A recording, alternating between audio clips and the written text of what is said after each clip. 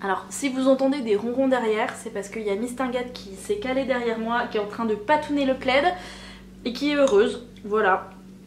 Et moi je vais finir mon thé avant de reprendre cette vidéo. Je vous promets, c'est du thé, hein. C'est pas une pinte avec de la bière dedans, c'est un mug avec du thé, je vous vois venir dans les commentaires.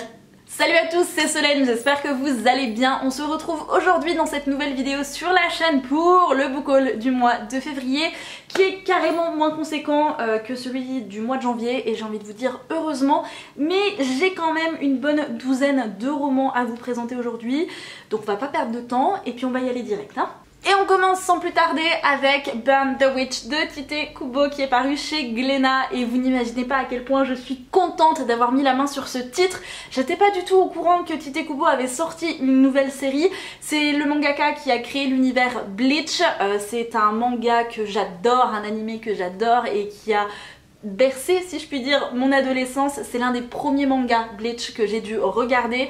C'est quand ça passait sur MCM, n'importe quoi, MCM, et je regardais ça entre midi et deux, les week-ends, le soir en rentrant de l'école, et j'en ai fait tomber un livre. Et j'adorais l'univers de Bleach, et là je vous avoue que je ne sais pas trop dans quoi on s'embarque avec Burn the Witch. J'ai pas lu l'arrière de couverture, je ne connais pas du tout le synopsis. J'en ai entendu parler grâce à Fanny des Chroniques de la Fraise, et c'est vrai qu'il me tarde vraiment de découvrir cette histoire. J'espère qu'elle va me plaire. On poursuit avec un autre manga pendant que Pumpkin continue à ronronner et à patouner le plaid derrière moi. Vous l'avez probablement déjà vu sur de nombreuses chaînes, ou du moins sur pas mal de réseaux différents. Il s'agit du premier tome des Carnets de l'apothicaire. C'est écrit par Itsuki Nanao et dessiné par Neko Kurage. Je pense que vous en avez déjà entendu parler. On va suivre Mao Mao, qui est une jeune fille de 17 ans qui vit dans un quartier très défavorisé, et suite à de multiples péripéties, elle se retrouve propulsée à la cour impériale où il va y avoir pas mal de meurtres, et là la passion pour les poisons de Mao Mao va prendre le dessus, et la jeune fille va se mettre à enquêter et découvrir, élucider le mystère. C'est à ce moment-là qu'elle va se faire repérer par un haut fonctionnaire qui va faire en sorte qu'elle devienne la goûteuse personnelle de la favorite de l'empereur. Donc on va suivre Mao Mao dans ses différentes péripéties. J'ai eu de très très bons retours sur ce premier tome. Si jamais vous l'avez lu, dites-moi dans les commentaires ce que vous en avez pensé. Ça y est, mais t'es descendu toi. T'en as eu marre de patouner. Ah, t'es parti sur ton arbre à chat, d'accord, ok. Écoute, cet arbre à chat de compète, autant qu'il serve un petit peu, hein. On poursuit avec le premier tome de la saga L'Assassin Royal de Robin Hobb. C'est paru chez J'ai lu. J'ai enfin craqué pour cette édition-ci qui me faisait de l'œil depuis très longtemps. J'avais déjà une première édition de ce premier tome, mais elle doit être soit vendue, soit chez mes parents. Donc puis comme c'est pas la porte à côté, et que je ne vais pas rentrer, je pense, avant les vacances d'été, bah écoutez, j'ai racheté ce premier tome parce que j'ai très envie de découvrir Fitz, qui n'est autre que un bâtard, donc le bâtard du roi, et qui, pour se faire accepter à la cour, va devenir l'apprenti, enfin l'assassin royal. Et donc le premier tome, c'est l'apprenti assassin, et on va découvrir Fitz qui va évoluer dans ce monde de jeux de pouvoir et de politique. Et c'est un bon roman fantasy classique qu'il est toujours bien d'avoir dans sa palle. Voilà, je pense que je le sortirai pour le mois de la fantasy si jamais Steph nous refait une petite édition. On poursuit avec Hair of Fire de Sarah J Maas, qui n'est autre que le troisième tome de la série Throne of Glass, donc Kéléana en français, qui est paru chez La Martinière. Je vous l'avais présenté dans ma dernière vidéo, et bah j'ai pas trop besoin de vous en dire davantage, hein. C'est le troisième tome de cette série. Il est déjà sorti en français, est-ce que j'ai vraiment besoin d'en dire plus sur ce troisième tome ou pas? On poursuit avec un roman graphique. J'ai lu le premier tome au mois de février et je l'avais adoré, donc forcément j'ai craqué pour le tome 2 de Heartstopper de Alice Oseman. J'ai hâte de retrouver Nick et Charlie, puisque dans le premier tome on rencontre ces deux garçons qui côtoient, qui fréquentent le même établissement scolaire, le même lycée.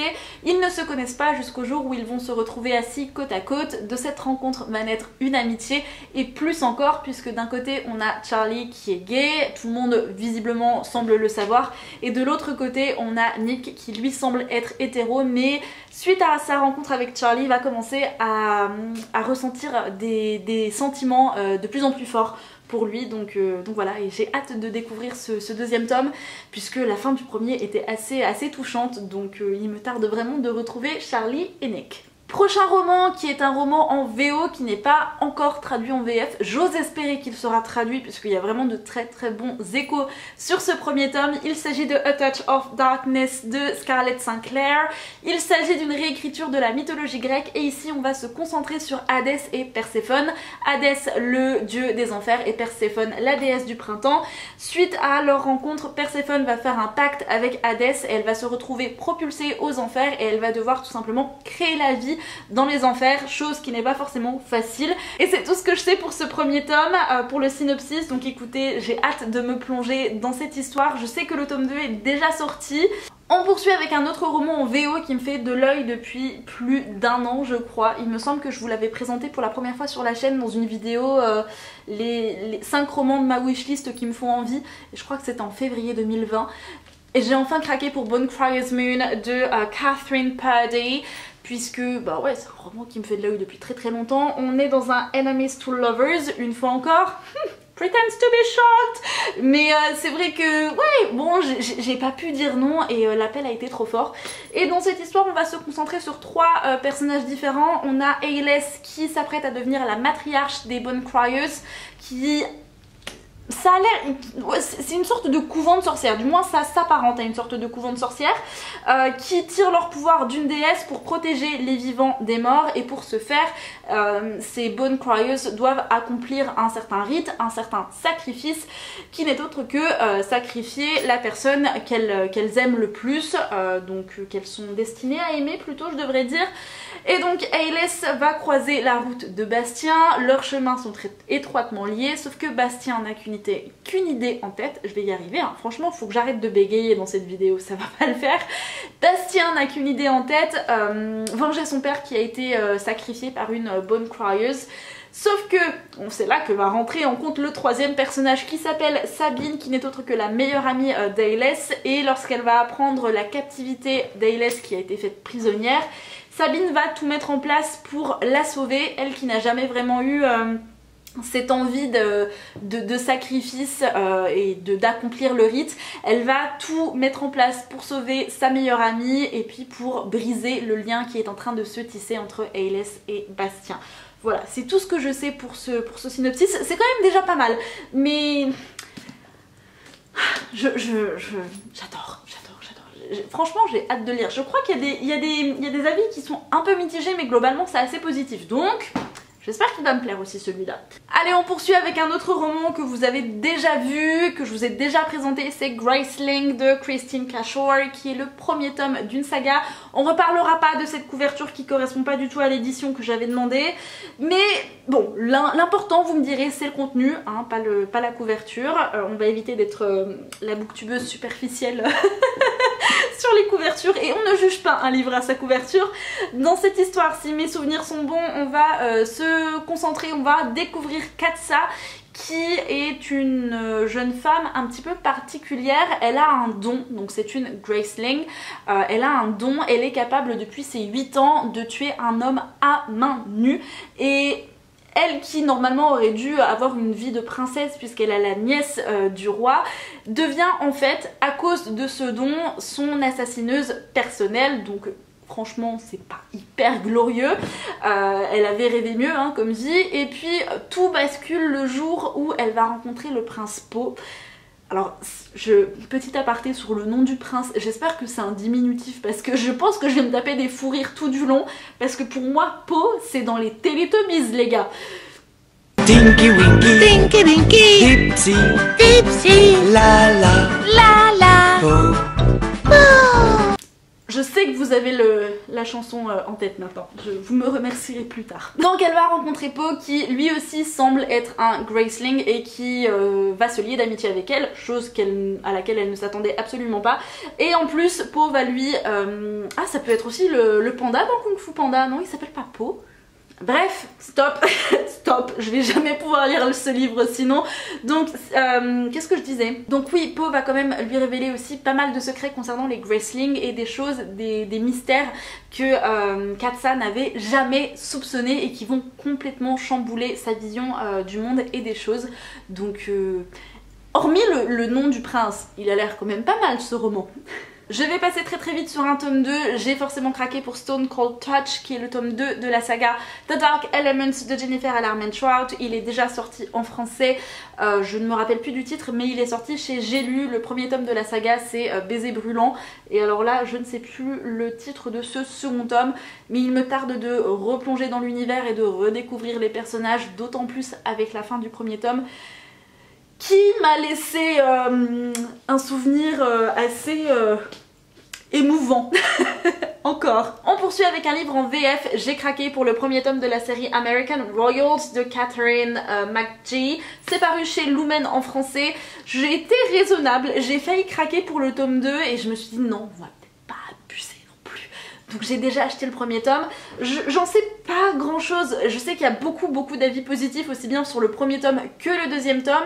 On va se concentrer sur la famille royale des États-Unis puisqu'on part du principe que George Washington n'est pas devenu le premier président des États-Unis mais a accepté de devenir le roi et donc on va suivre la famille royale des US et leurs péripéties. Hein. Donc j'ai vraiment hâte de voir de quoi il retourne vraiment puisque franchement c'est très intriguant et comme tout le monde en parle de manière très positive en ce moment, je suis assez curieuse, donc j'ai quand même pas mal d'attentes, j'espère que je ne serai pas déçue. D'ailleurs, dites-moi dans les commentaires si vous l'avez lu, American Royals, je serais très curieuse de connaître votre avis sur ce premier tome.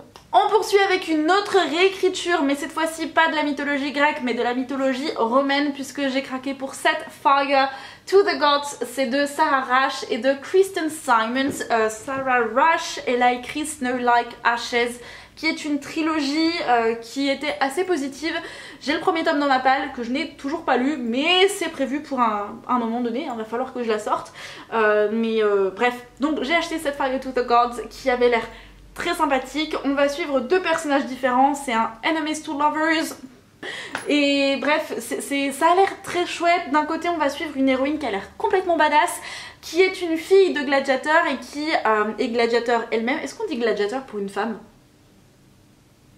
Elle combat dans une arène et en même temps elle est, alors je sais pas si elle est à la tête d'une rébellion mais elle fait partie d'une rébellion et elle va rencontrer le protagoniste masculin qui s'appelle Madoc qui vient d'une famille ennemie, qui est assez intrigué par notre héroïne qui s'appelle Ash et puis qui semble être lui en possession de toutes les armes dont la rébellion de Ash, dont Ash fait partie, a besoin. Les deux vont se rencontrer et en fait il va y avoir une sorte de guerre de dieux, des dieux qui vont se réveiller et c'est une guerre ancestrale qui va se réveiller à son tour. J'en sais pas plus, je sais pas trop ce que ça va donner. J'ai eu quelques retours assez mitigés avec un début qui est peut-être un petit peu chaotique où on nous donne beaucoup d'éléments sans véritablement d'explication. Donc j'attends de voir, je sais pas trop ce qu'il va donner mais il avait l'air plutôt sympa. Donc je vous en reparlerai assez prochainement parce que je pense que je vais le lire d'ici peu. Avant-dernier roman de ce book haul, il s'agit de Legendborn de Tracy Deonn qui me fait très envie. C'est un premier tome qui a des avis très positifs donc j'ai beaucoup d'attentes. On va rencontrer Bree qui est une jeune fille de 16 ans qui suite à l'accident de voiture qui a tué sa mère voit sa vie complètement chamboulée. Elle ne veut plus rien avoir à faire avec tout ce qui est souvenirs d'enfance etc. Elle veut aller de l'avant donc elle se retrouve dans une école privée je crois et un soir une nuit sur le campus elle est témoin d'une attaque je crois que c'est une créature qui va attaquer un étudiant, du moins un humain et c'est là qu'elle va découvrir la société secrète des Legendborn et de ces personnes qui se font appeler des Merlin, donc des Merlins puisque cette histoire est basée sur la légende arthurienne donc c'est une réécriture. Et elle va découvrir cette société secrète et c'est Merlin qui vont essayer de lui effacer la mémoire, chose qui va complètement échouer et qui va révéler qu'elle est également en possession de pouvoirs magiques et elle va se retrouver embarquée dans cette histoire et dans ses péripéties elle va découvrir tout l'univers de la légende arthurienne et franchement il a l'air absolument dingue et je pense que celui-ci va pas faire long feu parce qu'il me fait vraiment de l'œil. Dernier roman que je vous présente dans cette vidéo, j'ai craqué pour le coffret Shallow and Bone de Leigh Bardugo, donc la trilogie Grisha, puisque vous le savez, je sais que vous le savez, le 23 avril prochain sortira la série sur Netflix et c'est un espèce de mix entre Grisha et Six of Crows.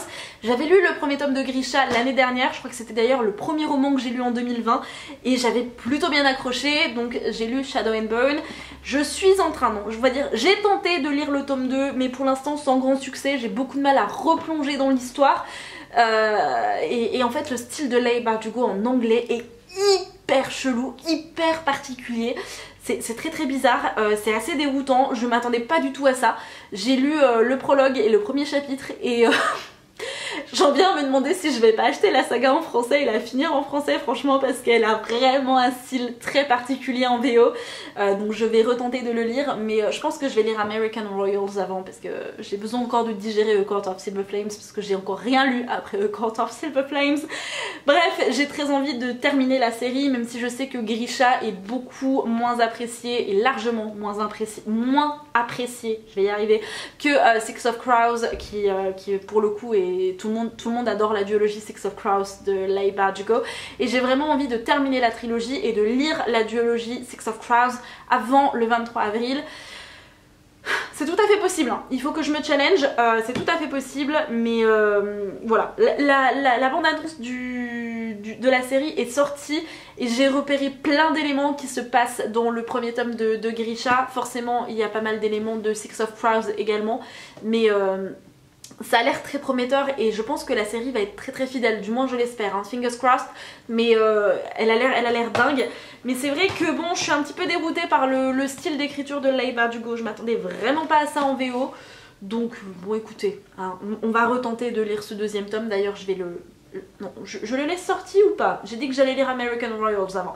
Non, je vais le ranger puisque j'ai American Royals et bon, quand vous verrez cette vidéo, j'aurai peut-être terminé la lecture commune que je fais avec Fanny pour Aurora